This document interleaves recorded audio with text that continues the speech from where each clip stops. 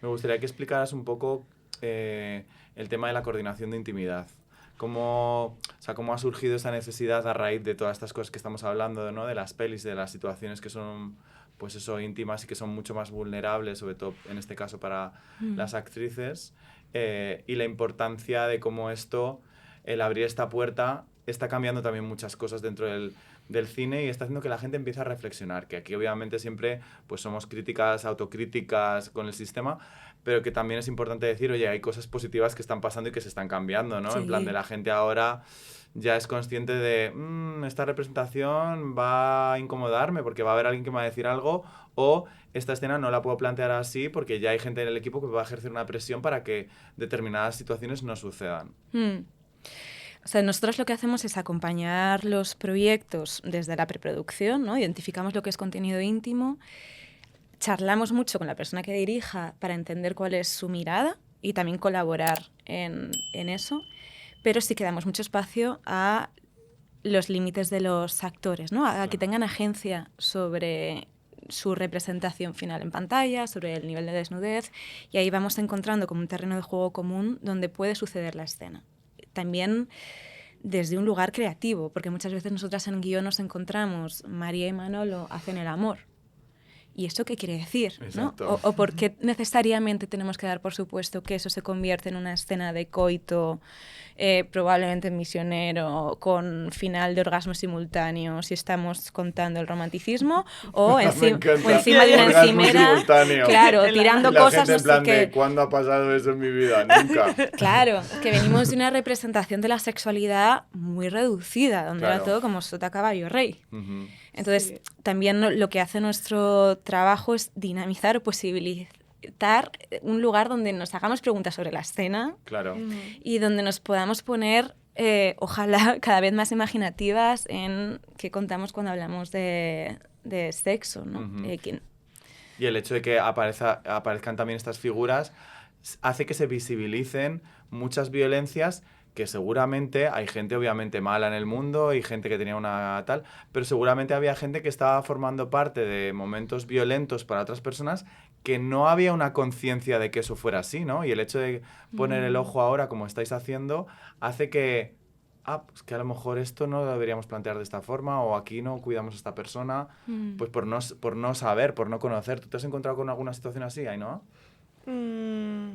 No, diría que no. O sea, es verdad que cuando trabajé con Lucía y con Aida en Sensafiltras fue, o sea, como que creo que es una figura que es que tiene que estar. O sea, como que hay una reivindicación firme en que es totalmente necesario y no solo para escenas de sexo. Que esto alguna vez como que lo hemos hablado y en una de las charlas fue como, a mí me explotó como un poco la cabeza en una charla contigo y con Lucía.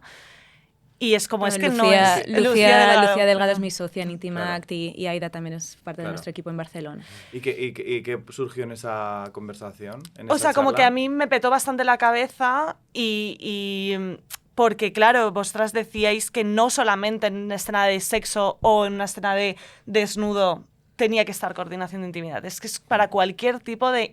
o sea, cualquier cosa íntima, ¿sabes? Entonces me pareció como muy interesante y también el hecho de que a mí me ayuda mucho también hablar mucho con vosotras de cara al guión, por ejemplo. Claro. O sea, de hasta dónde puedes tú también hacer o hasta dónde... Bueno, que luego todo eso se va a trabajar con las actrices, ¿no? Pero que, pues yo qué sé, edades de los personajes, hay cierto tipo de cosas que igual no se pueden hacer o tienes que hacerlas de cierta manera, en la manera de dirigirlo también. O sea, como que a mí, por ejemplo, cuando trabajé con ellas en Sensafiltras, construimos las escenas conjuntamente y fue muy enriquecedor también de lo que tú tienes en la cabeza a luego como hacerla un poco como esa performance con ellas, ¿sabes? Que al final es como un ensayo súper técnico como... Y creo que enriqueció absolutamente todo para cómo crear como ese erotismo desde algo en plan de posiciones, ¿sabes? Y como, no sé, como que creo que también se crea un ambiente como mucho más no sé cómo explicarlo, como mucho más Bueno, como seguro. Sí, seguro también. Y que se complejiza también la forma Sí. de mostrarlo, ¿no? Que sea como una cosa no tan simplona, sino que veamos que hay una complejidad dentro de esas escenas que aporta valor, ¿no? Y que aporta Sí. valor, y pensar también un poco, que yo creo que esto a veces pasa mucho en el mundo del cine, ¿no? Que es como todo por el proyecto, todo por la peli, todo por... Ya, pero y toda la gente, ¿no? Creo que también estamos viviendo este momento en el que, vale, genial que sea duro, qué tal, pero ¿podemos cuidarnos un poco en el proceso? ¿O es necesario que tenga que salir la gente dañada de proyectos por no intentar hacer las cosas con un poco de cuidado? Obviamente nadie es perfecta, nos vamos a equivocar, va a haber situaciones que puedan ser violentas más conscientemente o menos conscientemente, y veremos cómo las gestionamos, pero podemos ponerle un poco foco para por lo menos salir medianamente decente de un rodaje, ¿no? Como a lo mejor no salieron estas personas de este proyecto, ¿no? Claro, es que creo que se nos olvida que hacemos cine con recursos humanos, Claro. para contar historias sobre, ¿no? Y que si no partimos ya desde un punto de vista humanista, ¿no? Es romper con esta cosa del genio. Si tú quieres hacer algo sin ningún tipo de límite, pues escribe una novela y haces lo que quieras con tus personajes. Exacto. Pero en el momento que vas a trabajar con cuerpos, si tienes cuerpos delante, no puedes no integrar también quién es el otro, qué limitaciones tiene, porque si no partimos de una cultura donde parece que los actores, por el simple hecho de ser actores, tienen que estar a disposición, y especialmente las actrices, ¿no? Como que tu cuerpo tiene que estar a disposición de la mirada del director, sea lo que sea. Sí, como que no hay un negociado en ningún momento, porque Claro. eres el que creas y el que tienes la mirada, y yo a tu disposición. Claro, es que antes a los actores se nos llamaba muñecos. Claro. Que pasen los muñecos y se pongan en la marca, Sí, ¿no? claro, que es muy... brutal. ejemplifica mucho y creo que estamos viviendo un cambio de conciencia muy positivo, y que también se está viendo que bien enfocado solo fomenta libertad creativa, porque el momento que tú tienes cuerpos que están cómodos, que se sienten seguros, que puedes colaborar, solo se va a enriquecer. O sea, no venimos a censurar. Y como mucho igual comunicamos un límite que ya estaba. ¿Tú qué querías? ¿Pasar por encima, arrollar a esa persona? Bueno, y los límites creo que muchas veces hacen que también salgan cosas maravillosas. Mira la censura.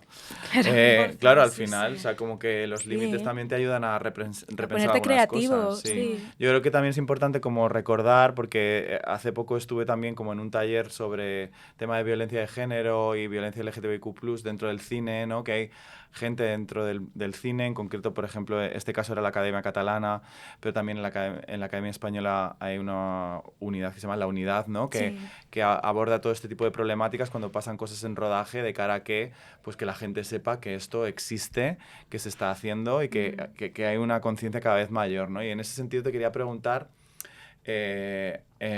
si tú has vivido alguna situación compleja en este sentido, y si nos quieres compartir un poco cómo es la gestión, porque es compleja, claro, la gestión, ¿no? Pero cómo se gestiona cuando pasa algo incómodo en un rodaje. O sea, si te soy honesta, por suerte, y mira que llevamos más de 100 y pico producciones, si nos han dado el espacio para que podamos hacer todo bien, y se ha dado el espacio de esas conversaciones a tiempo, de hablar sobre el contenido, de planificar muy bien esas escenas, de ensayar, es muy raro que ocurran estos malentendidos o situaciones violentas en un set. Yo, como coordinadora de intimidad, la verdad es que no las he vivido. Y las pocas veces que las he vivido ha sido por eso, porque he tenido enfrente o a un productor o a un director que no estaba entendiendo la figura. O que no estaba entendiendo que los límites forman parte del cine, también en lo humano, porque en realidad en el cine estamos súper entrenados a que se te cae una localización en el último momento y te tienes que buscar la vida, a que tú querías la escena con sol y está diluviando. Sí. ¿No? Tenemos una flexibilidad que tenemos que tener si hacemos cine. Creo que lo que a veces hace falta es un cambio de chip bueno, es que esa flexibilidad con lo humano también va a ser necesaria. Y que cuando son situaciones complejas, de una negociación compleja, tiene que ver con que hay alguien que no lo quiere entender, que está posicionado en esta cosa del genio, de yo por estar en esta silla y tener este poder, parece que a todos se me tiene que decir que sí. Y claro, desde ahí colaborar con otros cuerpos pues va a ser complicado. Pero es una cosa de bajarte de tu ego, o sea, y también, Sí. ¿sabes? Y que creo que es una cosa de la escucha y de que por eso no habéis tenido tampoco como problemas, ¿no? Probablemente, porque ha habido una escucha y ha habido como una receptividad, porque es que todo es a favor de obra.